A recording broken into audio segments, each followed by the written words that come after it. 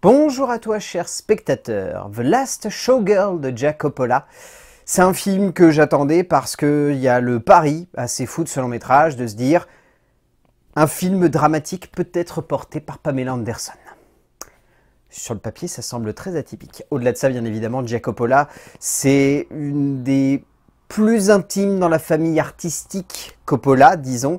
Elle n'a pas fait beaucoup de longs métrages. Et celui-là arrivait un petit peu de manière spontanée, comme quelque chose qui pouvait être très intéressant à suivre.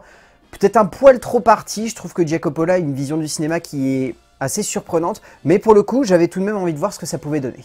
Le résumé pour faire simple, Shelly est une légende du monde du cabaret à Vegas, celle-ci ayant commencé sa carrière dans les années 90. Alors que le show mythique qu'elle emmène depuis ses débuts s'apprête à fermer, celle-ci remet en question ses relations intimes et professionnelles. Alors, faut aimer les délires un peu poétiques et, je dirais pas bizarres, mais atypiques. Je trouve The Last Showgirl assez intéressant sur beaucoup de points, mais c'est clairement un voyage très étonnant que nous offre Jack Coppola. C'est un film qui oscille entre chronique humaine très sporadique, instant de réflexion sur le monde de l'art et sur la chute d'une certaine époque, métaphore sur les femmes d'un certain âge vues par le monde artistique, et enfermement psychologique sur une icône qu'on a pu être et qu'on ne parvient pas à continuer de devenir. Donc c'est un film très vaste, et en même temps, pour autant, il semble pas non plus si compliqué que ça à aborder, puisque le film se pose comme une espèce de trip très lunaire en fait, sur une femme qui voit le monde d'un œil un peu passéiste, tout en ayant une forme d'envie de vouloir comprendre son temps, sans réussir à s'y inclure dedans.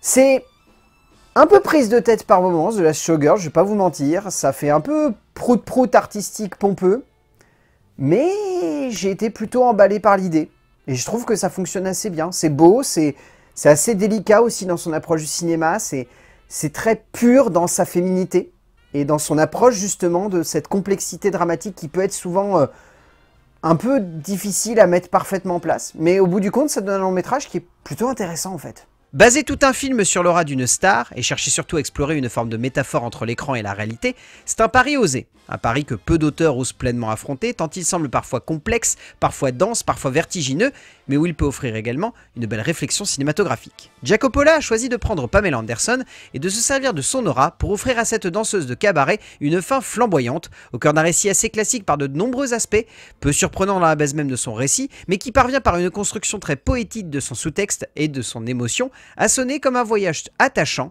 et assez juste. En termes d'écriture, le scénario est écrit par Kate Gerstein. Shelly est un personnage de cinéma qui veut être cristallisé par son auteur comme une femme de son temps et qui est restée enfermée dans son temps. Et tout l'objectif de la dramaturgie, en fait, est de construire et de déconstruire comment on se projette lorsque l'on a été une icône et que l'on vit dans l'ombre de cette icône. Littéralement, Shelly est une icône du burlesque et du cabaret selon Vegas. Un cabaret qui perd de son aura, qui perd de sa puissance avec le temps et qui a besoin d'être renouvelé. Shelly refuse ce renouvellement, parce que dans sa tête, elle incarne une icône. Et cette icône, on ne peut pas y toucher. Donc c'est très particulier comme approche dramatique, puisqu'on est littéralement sur un personnage qui est tellement persuadé d'être une icône, qu'elle ne veut pas partir de son piédestal, ou en tout cas qu'elle ne veut pas quitter son petit univers dans lequel elle a réussi à pleinement s'ancrer, et surtout dans lequel elle a réussi à effacer toutes les erreurs de son passé.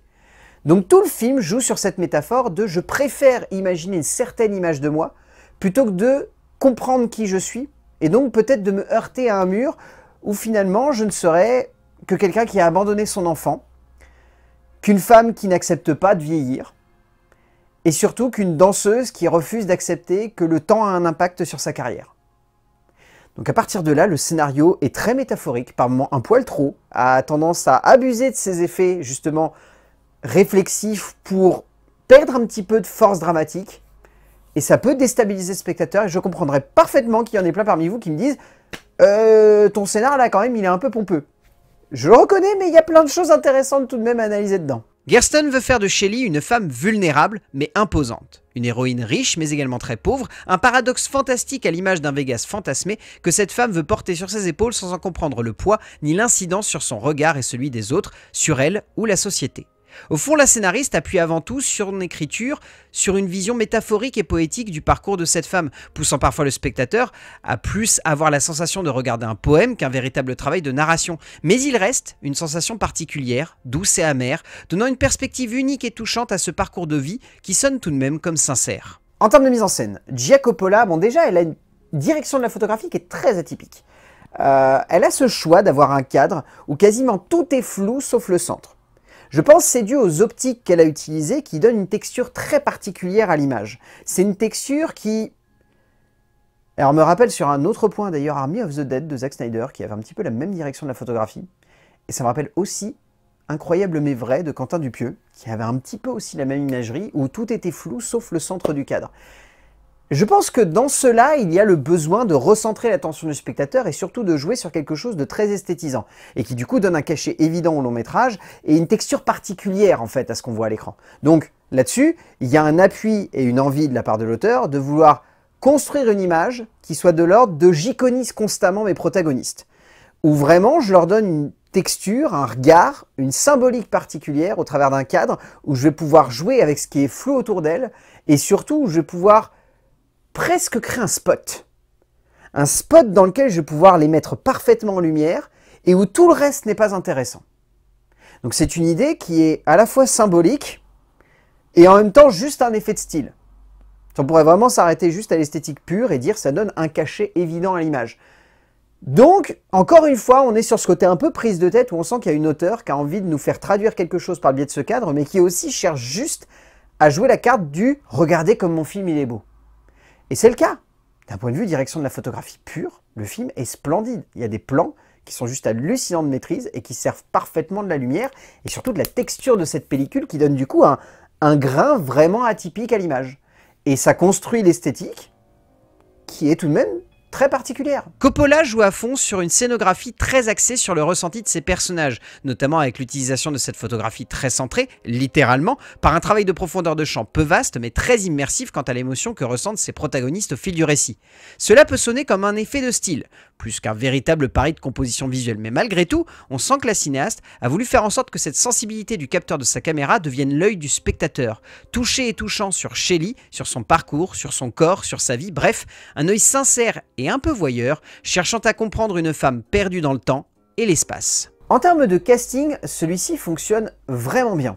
Et malgré des gueules qui pourtant sont très éloignées de ce genre de cadre cinématographique habituel. Je pense notamment à Jamie Lee Curtis ainsi qu'à Dave Bautista.